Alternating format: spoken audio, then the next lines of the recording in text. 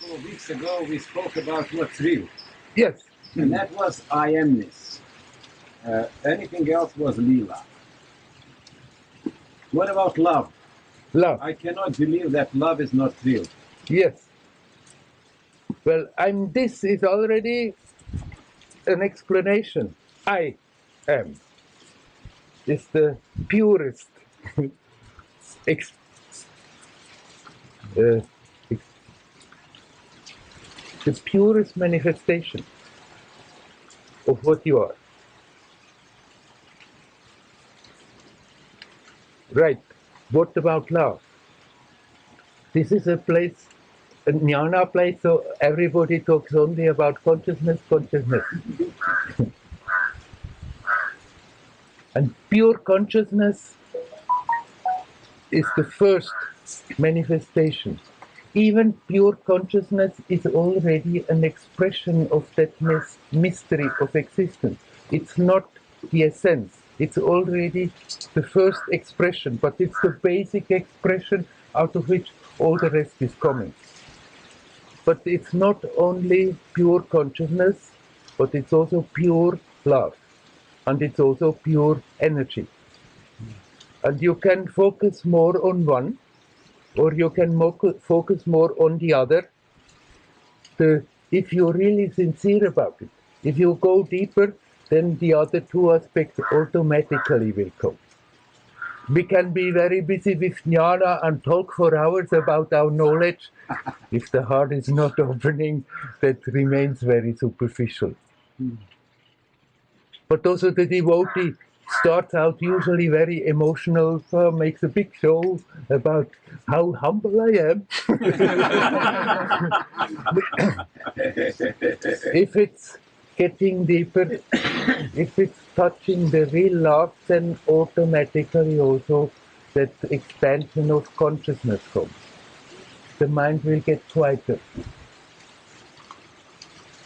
So the yogi can do a lot of work and a lot of exercise and learn to feel the energy, maybe develop some powers, but if the love is not coming, if the heart is not opening, if that consciousness, that silence, that purity is not developing, that yogic practice remains very superficial. So it's consciousness, love, and prana, and energy. And how to open the heart? How to open the heart. Right. It's again like what I said to him, it's not something that you can do as an act of will. But we can observe how we are keeping the heart closed. How we are creating always those thoughts and emotions that strengthen that sense of separation. Me, and the others. Me, and the others. But it is always, as long as we are holding on to that, everybody creates like a wall. What is inside, that's me. What is outside are the others and the whole rest of the universe. That separation is an illusion, but we hold on to it. And as long as we are holding on to it, that heart opening cannot happen. So it's not that you can, like, willfully, now I'm opening my heart. You just see how I'm creating that sense of separation. How I'm creating that tension that always comes with that focusing on that me image and forgetting to hell with the whole rest. If we see that and learn to let go of that, that heart opening happens all by itself.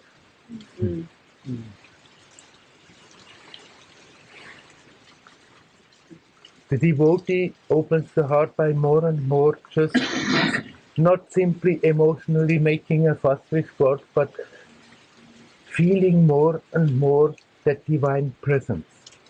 The divine presence that the devotee feels is that same sense of presence the one feels who is doing self-inquiry. If you ask, who am I? Then it's not a question that ever has an answer. It's just one way of catching the attention and bringing it back to that sense of presence that is prior to thoughts, prior to all the stuff that we are creating. And that sense of presence is the same sense of presence the devotee feels when she feels the divine presence. And by feeling that divine presence, the heart automatically will open.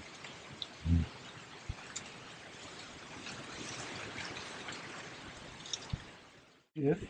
What about devotion? Devotion. Devotion. Yes.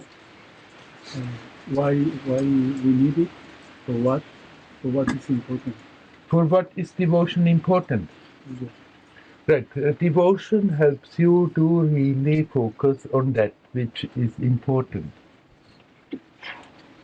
Then there can be the devotee who really goes on the path of devotion,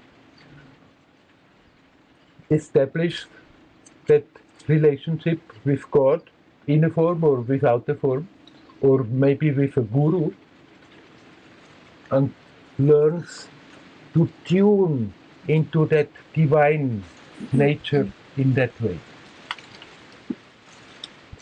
But actually, in order to have any success in any approach, devotion is absolutely necessary, even if we don't have the idea of devotion.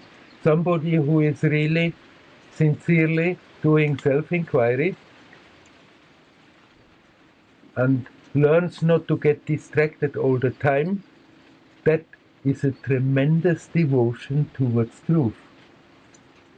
So devotion is the channeling our consciousness, our attention, our life energy, our love in the good direction.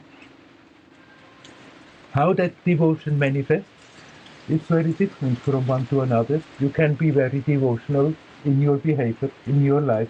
You cannot care about devotional behavior, but still be very devotional, really, in your heart, because you are opening towards reality, to that essence.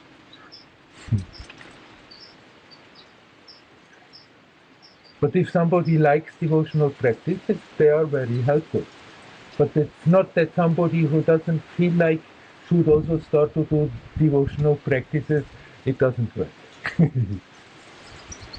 Some people is more devotion for the like the mountain. Right. But if you really open the heart towards the mountain, the same. you start to feel that presence of the mountain. That sense of presence that you're feeling is your own presence. It's the same. The essence of the mountain and the essence of you is the same. So it doesn't matter whether you have devotion to yourself or towards the mountain. It's the God, the Guru, the Self, they are ultimately the same. It could be like an excuse. It Could be like an excuse an excuse to to worship? relate yourself to the divine. No. If that comes naturally, spontaneously, by all means, because you're still touching the same essence. Don't think, usually people who doing something, who are on a certain approach, on a certain path, they are always busy telling everybody else that theirs is the highest, the best, the straightest, and it's all the same usual stupid human nonsense. What makes your path straight or powerful is your sincerity. And if your devotion towards God or the mountain or the Guru is sincere, then that is the highest and straightest and best approach. And there is absolutely no valuation. The one who is doing self-inquiry is on a higher path. It's nonsense. It's all same human mental stuff. So don't, if you feel that is your natural approach, don't listen to anyone who says that this is a lower approach. It's an excuse. If that comes natural to you, by all means, do that. Be devoted to God, be devoted to the mountain, be devoted to abstract God or God with form. It doesn't matter. It's all the same essence. So it's a way to connect It's just a way to connect. And if it's happening easier by being devoted towards the mountain or towards Krishna or Shiva, then by all means connect in that way. And if that seems a bit strange, then the mountain or divine form, then feel that sense of presence here, now. That which sticks in your own body. It doesn't matter.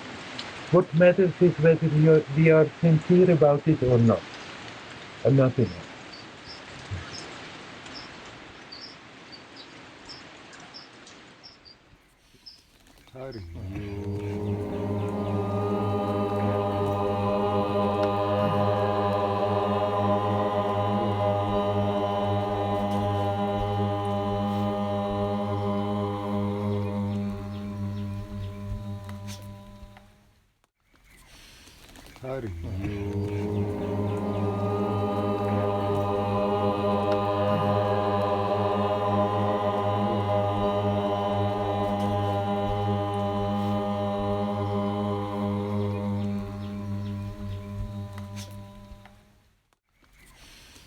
Hari